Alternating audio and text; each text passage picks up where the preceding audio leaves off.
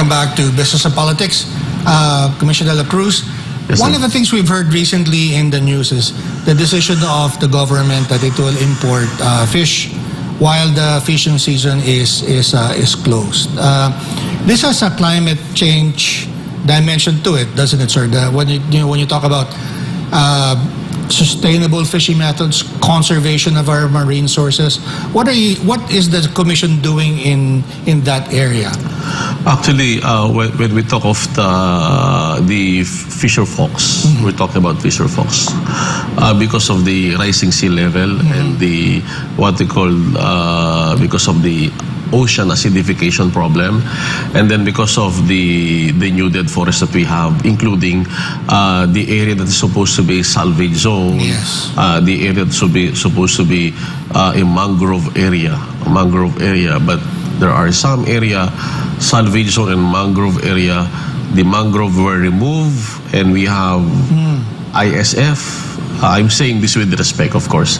We have ISF and some we have commercial establishment. What is ISF, Commissioner? Informal settlers, okay, family. The result is we import. Okay. Wow. Before we have the mangrove area, the mangrove are the natural habitat of the fishes. We have a salvage zone, we have a mangrove area. These are already provided by nature. But we go against the nature. We destroy it. We destroy it. Yeah. We're destroying our life. Yeah. We're destroying our life. That's why we have a lot of talks with our fisher folks. They're telling us that before, and we've seen in the movie, before you can have a lot of fish just by the coast, near the coast, near the river bank or within the area. But now no more. They need to go farther out where there are corals, because there were no mangroves already. A lot of area. And aside from this, those area with mangroves for Odette, Typhoon and Yolanda, these are the area less affected by the storm surge. Sir, let me sort of divert your attention now to diplomacy, because President Marcos also met with President Xi Jinping at APEC, and they were talking about the code of conduct for the West Philippine Sea. Of course, when they do that, they're talking about, territorial disputes, freedom of navigation, but really, fishing, conservation, shouldn't that be part also of the discussion? Because these are, as I understand, and correct me if I'm wrong, important marine sanctuaries for fish, for the environment. Should that be part of the discussions among the countries, not just China, of course, Vietnam, Malaysia, Brunei, and the others?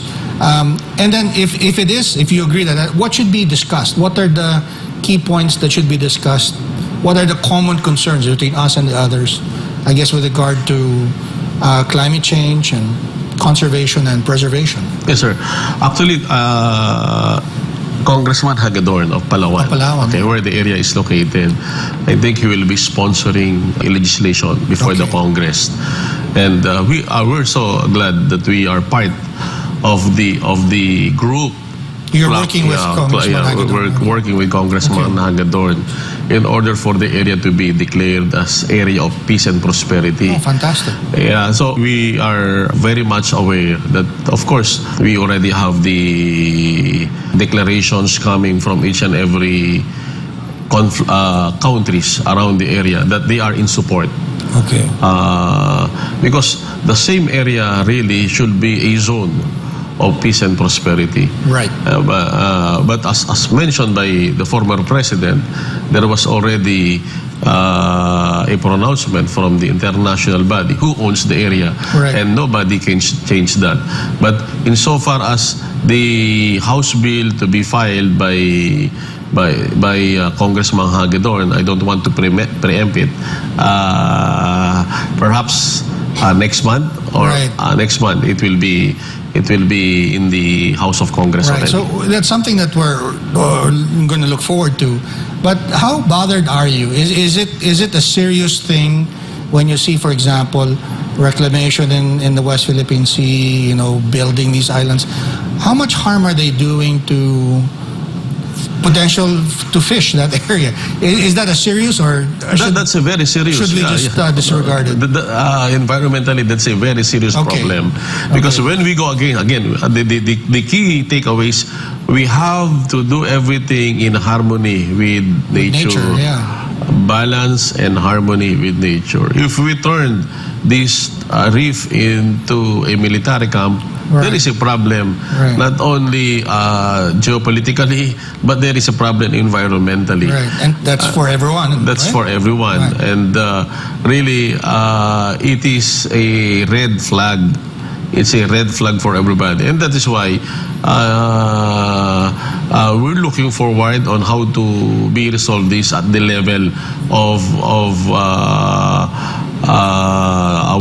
our diplomats. Right. Do you think there's room, or do you see if our diplomats are receptive to maybe injecting climate change agenda in their diplomatic work?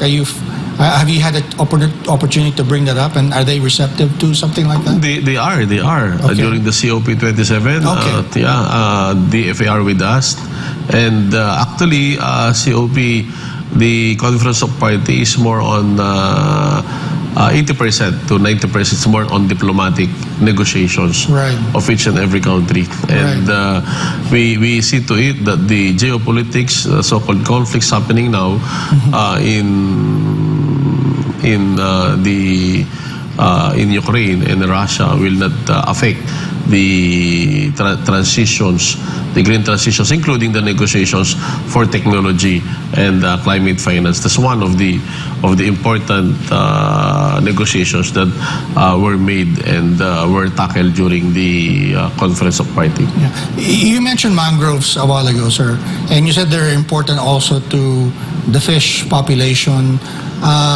But you also mentioned that, interestingly, they're quite effective in protecting coastal communities from severe weather. Yes, sir.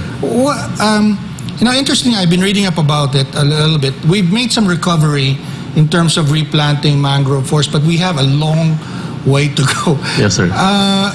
What needs to be done, sir? So to maybe accelerate the replanting, what do LGUs need? More incentive? Do they need financing, or does it need private sector intervention, or all of the above? What needs to happen there? Yeah, it's a blended approach. Okay. All of the above. All of the above. We have approached what we call it from reef to ridge for our bamboo to avoid soil erosion. Okay. It's like what happened during the recent problem, typhoon. We have a lot of landslide. Bamboo is very effective. And then mangrove. Mangrove, for us to be able to rehabilitate our coastal area.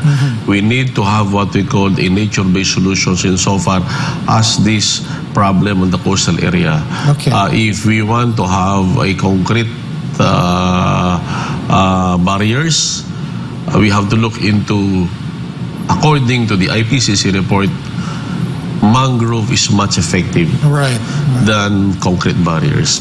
Okay. Because concrete barriers, it will be destroyed much easier than mangrove. Secondly, for mangrove, they help us barriers. At the same time, these are the total ecosystem for our marine organisms, marine environment that provides livelihood and life for our people. Well, there's a geopolitical aspect to that, because one of the problems I've been hearing is that complaints of some communities saying that foreign vessels have been dredging their sand. Is that a big problem, or there's something else that needs to be looked at? Yeah, it's very disturbing actually, and we have to look into that, and we have to be aware of what's happening, and we have to file the necessary diplomatic protest if necessary, and we have to be vigilant insofar as the marine environment is concerned. Before I leave this topic, the other thing that's being discussed in the West Philippines is oil exploration, but you're a pollution control expert from PNOC. What are some of the or what are some of the topics that should be added to the agenda when they talk about code of conduct? Because when they talk about those issues, it tends to be only diplomatic, military, sovereignty. But of course, as I have been mentioning, there's a climate change aspect to it that needs to be part of the agenda. Yeah. First, what's the danger there? Yeah. Number one, it's good that they're talking. Okay. We're talking. That's number one. That's good, right? For me, what should they be talking about? It will be for me. It will be much better to talk, even like long talk than we have to be diplomatic insofar as doing all these things. Of course, one of the topics should be the environment, the protection of the marine environment. Not only on how to extract all these mineral resources, including, of course, oil and gas. But for PNO's exploration, we are very mindful about the fossil fuel emissions insofar as the energy mix is concerned. And that is why when you emit as a carbon major industry, you need to have what we call a carbon sink equivalency. So we plant X number of trees to serve as a carbon sink for the emissions. Because for the just transition, we cannot have e-vehicle within 1 year or 2 years only. There is really a transition. Right. So while doing this transition, we need to plant tree as equivalency for the carbon that we are emitting. And for PNO's exploration corporations, we will be having our strategic planning, and we're looking forward that we will just be focusing on oil and gas exploration and no more with regards to coal mining. Okay.